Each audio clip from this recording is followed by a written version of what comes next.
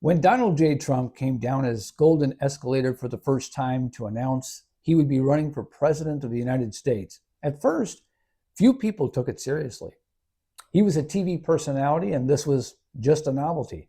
I had my doubts myself. Then he started to speak, and one by one, more people started to listen. And then, one by one, he took out every seasoned politician on the stage alongside him. And then he became the nominee. But the people didn't panic. It was the establishment that panicked. This was real. This could actually happen. Donald J. Trump might actually be able to pull this off. Everyone in the Washington circle of power wanted him out. His own party was vehemently against him, you'll remember, holding private meetings trying to find a way to maybe broker a convention to deny his nomination. His own party. And sitting in the hands of President Barack Obama's DOJ was something very powerful. The Epstein files. Now, that could have solved everyone's problems, couldn't it have? From the Democrats' perspective, it could have put the RNC in shambles and gave it an enormous boost to Hillary Clinton's presidential ambitions and potentially put a rubber stamp on Obama's agenda being carried forward.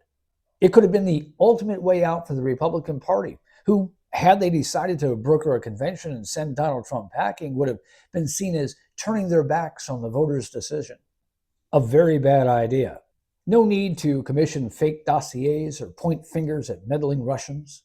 If Trump was in those files, but not just in them, implicated of wrongdoing within them, guilty of heinous things, the establishment could have rid themselves of Donald J. Trump long before his hand ever touched a Bible and a single word of an inaugural address was ever given. If it was all there, the ultimate goods, the smoking gun, the silver bullet, they'd have done it.